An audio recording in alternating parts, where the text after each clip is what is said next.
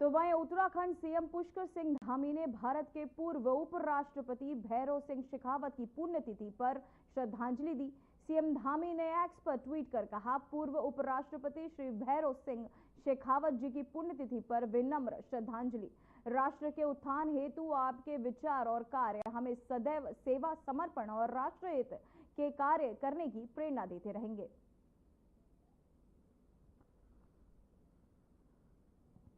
CM Dhami ने x पर post कर दी श्रद्धांजलि।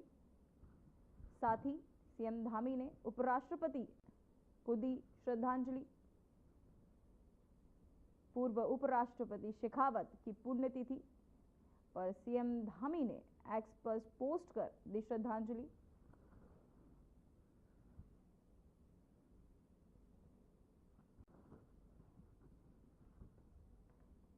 तो वहीं सीएम धामी ने बलिदानी सुखदेव जयंती पर श्रद्धांजलि अर्पित की। उन्होंने एक्स पर पोस्ट कर कहा, मां भारती को गुलामी की बेड़ियों से मुक्त कराने हेतु अपना सर्वस्व न्यौछावर करने वाले अमर सपूत महान बलिदानी सुखदेव जी की जयंती पर कोटिश नमन। वहीं आपको बताते चले, उन्होंने साथ ही ये भी लिखा कि आपके कीर्तिमान विचार चिरकाल तक आने वाली पीढ़ी को राष्ट्र सेवा के लिए प्रेरित करते रहेंगे। सीएम धामी ने एक्स पर पोस्ट कर दी श्रद्धांजलि। बलिदानी सुखदेव जी की जयंती पर दी श्रद्धांजलि। तो बताते चले, सीएम धामी ने एक्स पर पोस्ट कर बलिदानी सुखदेव जी की जयंती पर दी श्रद्धांजलि।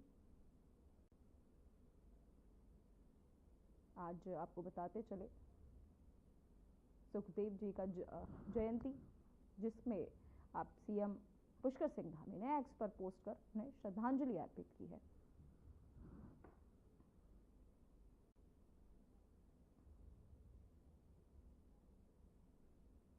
तो वहीं उत्तराखंड के मदरसों को हाईटेक बनाने और गुणवत्ता पर शिक्षा मुहैया कराने को लेकर मदरसा बोर्ड और वक्फ बोर्ड अब आमने सामने आ गए। हालांकि दोनों का कहना है कि बेहतर शिक्षा के लिए वो अपने अपने स्तर से प्रयास कर रहे हैं। आपको बता दें कि उत्तराखंड में 415 मदरसे संचालित है, जिनमें से 117 मदरसे उत्तराखंड वक्फ बोर्ड के अधीन है।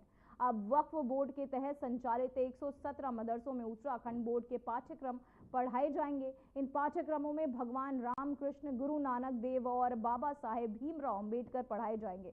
तो वहीं वक्फ बोर्ड के अध्यक्ष शादाब शम्स ने कहा कि मदरसा बोर्ड अपने अधीन के सभी मदरसों से क्या पढ़ाई कराता है, इस कंट्रोवर्सी में हमें नहीं पढ़ना। तो वहीं उन्होंने कहा कि लेकिन हम अपने 117 मॉडर्न मदरसों में उत्तराखंड बोर्ड के सिलेबस की ही पढ़ाएंगे। उन्होंने साफ कहा कि अब मदरसों में ना तैनातियां चलेगा।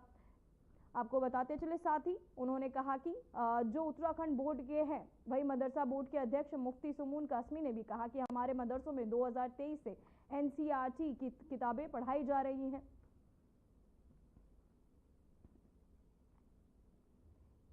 मदरसा बोर्ड और वक्फ बोर्ड आमने सामने। उत्तराखंड बोर्ड के पाठ्यक्रम अब पढ़ाए जाएंगे। 117 मदरसे उत्तराखंड वक्फ बोर्ड के अधीन।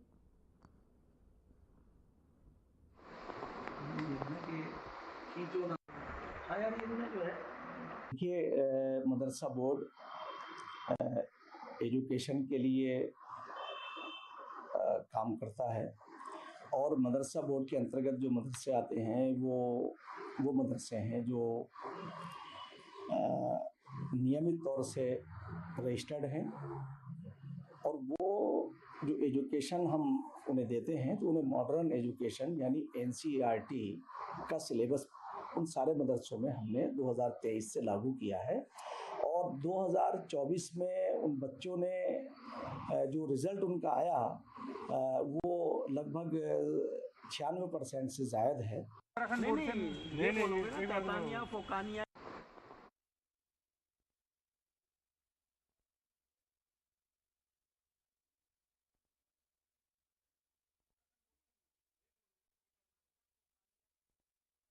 वक्फ बोर्ड आमने सामने आ चुका है, जिसे मदरसों को हाईटेक बनाने को लेकर ये विवाद। उत्तराखंड में 415 मदरसे संचालित हैं, जिसे लेकर मदरसा बोर्ड और वक्फ बोर्ड अब आमने सामने है। मदरसों को हाईटेक बनाने को लेकर ये विवाद चल रहा है, जिसे लेकर आपको बता दें कि उत्तराखंड में 415 मदरसे संचालित है, जिसे लेकर मदरसा बोर्ड और वक्फ बोर्ड अब आमने सामने आ चुका है।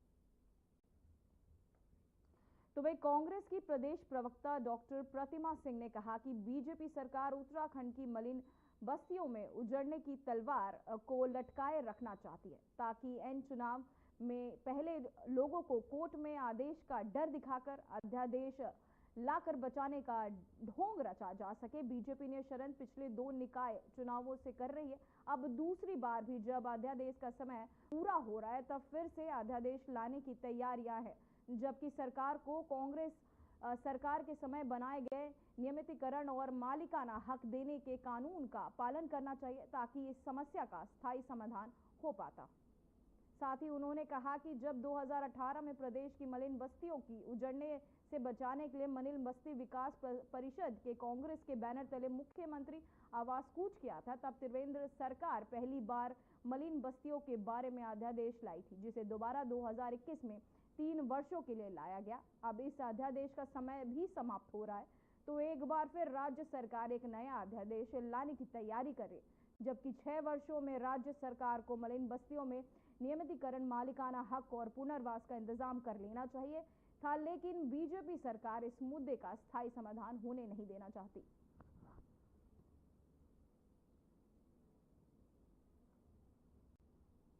देखिए, सरकार कभी भी मलिन बस्तियों के नियमितीकरण के लिए जो है सीरियस नहीं रही।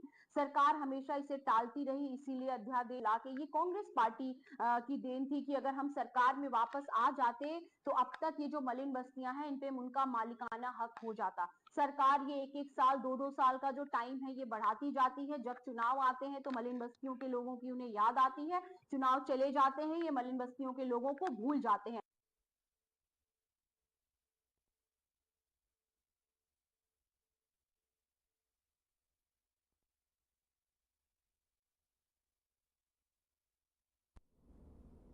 तो वहीं उत्तराखंड सरकार ने नगर निकायों में अधिशासी अधिकार रहे हाजी अफीम खान को राज्य हज कमेटी का सदस्य नियुक्त कर दिया है। ये नियुक्ति केवल प्रशासनिक नहीं बल्कि बीजेपी का सामाजिक और सियासी संदेश भी है। पार्टी अब जमीनी और ईमानदार चेहरों को आगे ला रही है। हाजी फहीम खान ने मुख्यमंत्री पुष्कर सिंह धामी और बीजेपी नेतृत्व का आभार जताते हुए कहा कि ये उनके लिए बड़ी जिम्मेदारी और जल्दी हज कोटा बढ़ाने को लेकर मुख्यमंत्री से चर्चा की जाएगी। साथ ही बीजेपी की ये पहल न केवल कर्मठ अधिकारी को सम्मान देने की दिशा में, बल्कि ये उन लोगों के लिए प्रेरणा भी है जो जन सेवा को अपना धर्म मानते हैं।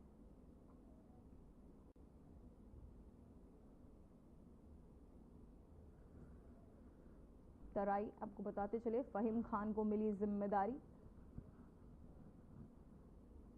माननीय मुख्यमंत्री श्री पुष्कर सिंह धामी जी द्वारा हज कमेटी के सदस्य पद पर नवाजा गया है।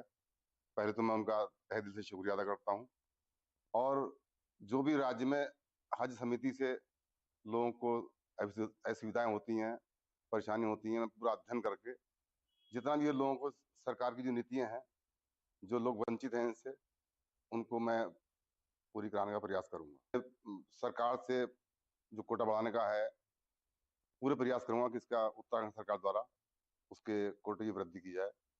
मेरा पूरा प्रयास रहेगा माननीय मुख्यमंत्री से कि जो शासन स्तर पर कोटा है हज का, उसको और बढ़ाया जाए, क्योंकि अब पहले जैसी बात नहीं है। काफी लोग हज यात्रा के लिए उत्सुक रहते हैं और बेचारे फॉर्म भरते हैं, उनका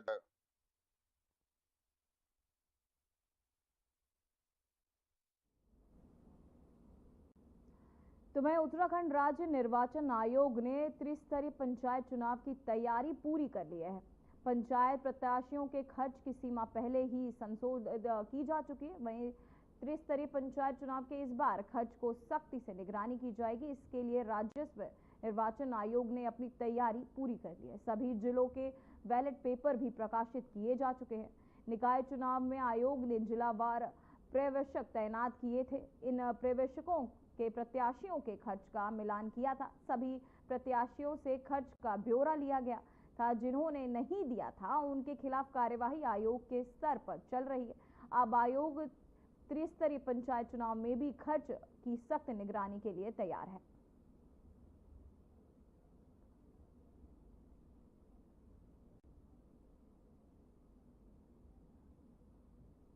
तो वहीं उत्तरकाशी से खबर सामने आ रही है। सचल प्रयोगशाला के खाद्य पदार्थों की निःशुल्क जांच। चारधाम यात्रा में 25% सैंपल हो रहे फेल। जांच में मिठाइयां, दूध के पदार्थ में मिली मिलावट। सचल वाहन से किए जा रहे खाद्य सैंपल चेक। आम जनता अपने खाद्य पदार्थों की करवा रही जांच। खाद्य विभाग जनता को जागरूक भी कर रहा। उत्तरकाशी मुख्यालय में के रामलीला मैदान में हुई जांच को बताते चले। खाद्य पदार्थों में मिलावट को लेकर अब सचल प्रयोगशाला खाद्य पदार्थों की निःशुल्क जांच कर रहे हैं। चारधाम यात्रा में 25% जो सैंपल मिले उनमें मिलावट मिली है। सचल वाहन के किए जा रहे खाद्य सैंपल चेक। साथ ही आपको बता दें कि उत्तरकाशी मुख्यालय के तहत अब ये खाद्य पदार्थों की निःशुल्क जांच हो रही है। चारधाम यात्रा में 25% सैंपल फेल हुए हैं। जांच में मिठाइयां, दूध के पदार्थ में भी मिलावट मिल रही है। तो वहीं श्रद्धालु भी अपने खाद्य पदार्थों की जांच करवा रहे हैं। तो वहीं भारत पाकिस्तान के बीच बढ़ते तनाव के बीच एक बड़ी सेंधमारी की साजिश को सुरक्षा एजेंसियों ने समय रहते बेनकाब कर दिया है। पंजाब के भटिंडा आर्मी कैंट में पाकिस्तानी जासूस की गिरफ्तारी हुई है।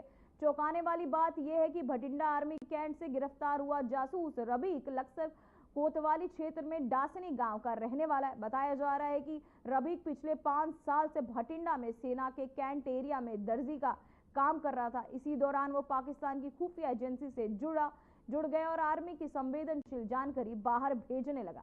हरिद्वार एसएसपी प्रेमचंद सिंह डोभाल ने इस बात की पुष्टि करते हुए बताया कि रबीक के परिवार के अन्य सदस्य भी विभिन्न शहरों के सिलाई का काम करते हैं। पुलिस ने लश्कर स्थित घर पर दबिश दी और रबीक के रिश्तेदारों से पूछताछ की। तो वहीं एसएसपी ने कहा कि जांच एजेंसियों ने को रबीक के बारे में कुछ और संदिग्ध सुराग मिलते हैं तो हरिद्वार पुलिस उन्हें पूरा सहयोग देगी। भटिंडा सैन्य छावनी में राकिब पुत्र इकबाल, जो पिछले 3 वर्ष से भटिंडा में रह रहा था, मूलतः वो लक्सर के डॉसनी क्षेत्र का रहने वाला है।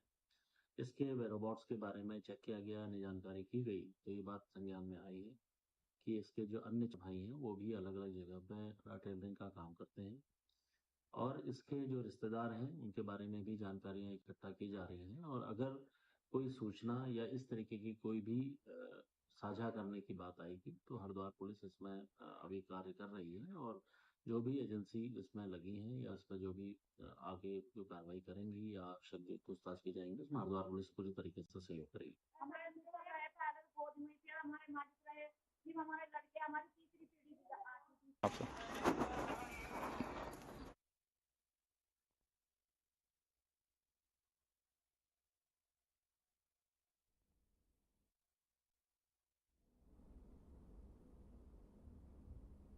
तो वहीं हल्द्वानी उप जिला अधिकारी रेखा कोहली ने अधिकारियों के साथ लालकुआ क्षेत्र का स्थलीय निरीक्षण किया, जिससे जल भराव से प्रभावित क्षेत्रों की वास्तविक स्थिति का मूल्यांकन कर संभावित उपायों पर संबंधित विभागों से समन्वय स्थापित किया जा सके। इस दौरान उप जिलाधिकारी न्यायिक रेखा कोहली ने संबंधित प्रशासनिक टीम के साथ विभिन्न कॉलोनियों का स्थलीय निरीक्षण करते हुए नालों और जल भराव की स्थिति से प्रभावित स्थानों का निरीक्षण किया। इस दौरान उप जिलाधिकारी ने जल भराव की गंभीर समस्या पर ध्यान रखते हुए जल निकास व्यवस्था को तत्काल दुरुस्त करने और नाली सफाई कराने के आपको बताते चले निर्देश भी दिए हैं।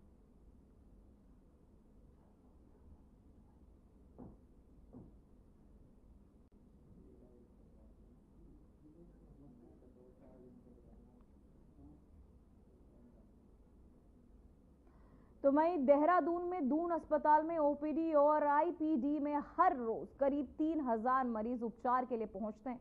इसके अलावा सैकड़ों मरीज भर्ती भी रहते हैं। ऐसे में अस्पताल में बड़ी लापरवाही देखने को मिलती है। दरअसल दून अस्पताल में बीते सोमवार को फायर सेफ्टी ऑडिट के दौरान कई खामियां मिली। दमकल विभाग की टीम ने फायर वाटर पंप को शुरू किया तो उसकी बैटरी ही नहीं चली। 4 अग्निशमन यंत्र भी खराब मिले। इससे ये पता चलता है कि लंबे समय से फायर सेफ्टी का रिहर्सल नहीं किया गया है। तो वहीं ये सब तब सामने आया जब हाल में भारत पाकिस्तान तनाव के बीच पूरे देश में सुरक्षा मॉक ड्रिल की गई। ऐसे में दून अस्पताल का फायर सेफ्टी सिस्टम फेल होना कई सवाल खड़े कर रहा था। वहीं मुख्य अग्निशमन अधिकारी का कहना है कि इसको लेकर अस्पताल को एक पत्र भी लिख रहे हैं, साथ ही इसको लेकर डीएम सबीन बंसल को भी सूचित किया जाएगा।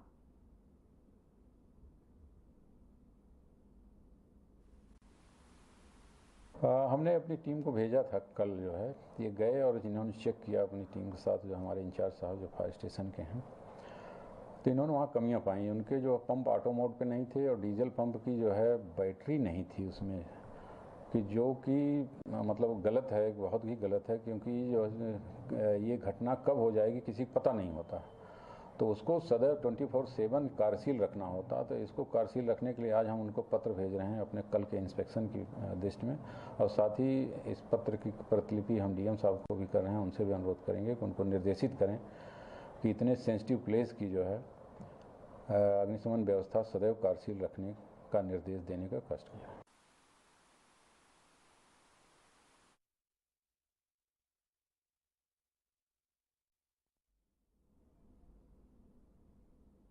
तो वहीं हरिद्वार से खबर सामने आ रही है, जहां भीषण गर्मी से जनजीवन बेहाल। गर्मी से डिहाइड्रेशन का बड़ा खतरा, तपती धूप में लोगों की बढ़ाई परेशानी। तापमान 37 डिग्री सेल्सियस के पहुंचा पार। मौसम विभाग ने दी सतर्क रहने की सलाह। आपको बताते चले कि तपती धूप से लोगों की बड़ी परेशानी। तापमान 37 डिग्री सेल्सियस के पार पहुंचा। मौसम विभाग ने सतर्क रहने की दी सलाह।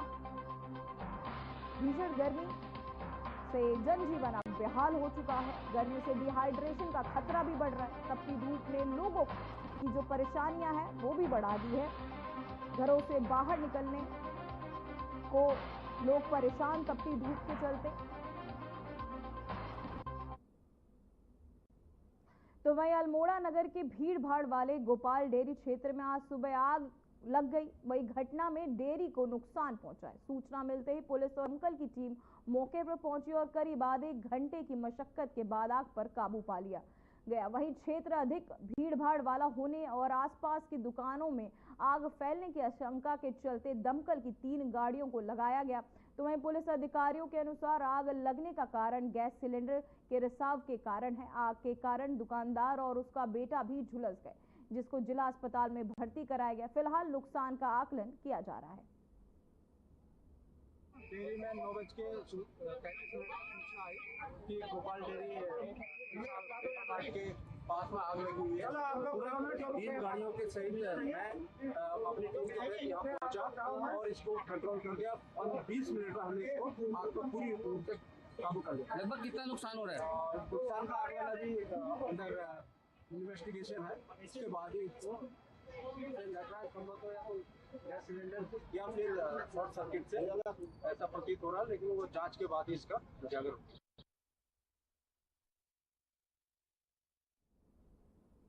दुनिया के हर कोने से लोग चारधाम यात्रा आने के लिए इच्छुक हैं। यात्रा के लिए पंजीकरण का आंकड़ा 28 लाख पार हो चुका है। इसमें 150 से अधिक देशों में 3,15,081 लोगों ने पंजीकरण कराया। US, Nepal, Malaysia, UK, Australia, Canada से सबसे अधिक यात्रियों ने पंजीकरण कराया। देश के उच्च हिमालय क्षेत्रों के स्थापित केदारनाथ, बद्रीनाथ, गंगोत्री, यमुनोत्री धाम के अलावा हेमकुंड साहिब की यात्रा के लिए पूरी दुनिया में उत्साह है। पर्यटन विभाग के पंजीकरण आंकड़े इसकी पुष्टि कर रहे हैं। वहीं नेपाल से 5,728 यात्री पंजीकरण करा चुके हैं। चलेंगे यहाँ तक पहुँचने के यात्रा के लिए पूरी दुनिया में उत्साह। कई देशों से पंजीकरण करा रहे लोग। पंजाब, कनाडा, ऑस्ट्रेलिया जैसे देशों से भी चारधाम यात्रा के लिए आने के लिए इच्छुक लोग, कई लाखों की संख्या में श्रद्धालुओं ने कराया पंजीकरण। चारधाम यात्रा में आने के लिए लोग इच्छुक।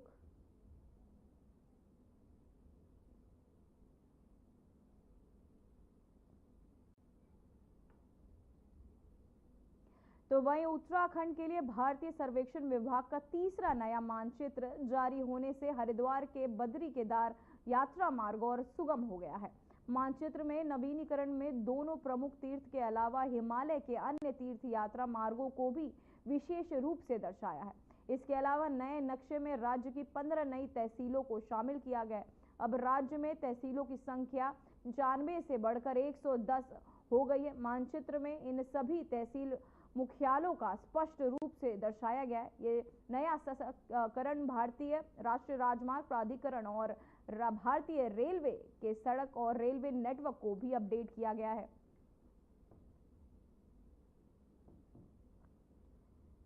तहसीलों की संख्या 95 से बढ़ाकर 110 की गई। भारतीय सर्वेक्षण विभाग का ये तीसरा सर्वेक्षण। वहीं हरिद्वार बद्री केदारनाथ यात्रा को अब ये मानचित्र भी बनाएगा। तो वहीं उत्तर प्रदेश के बर्ड फ्लू और बाघिन की मौत के बाद वन विभाग की अलर्ट मोड पर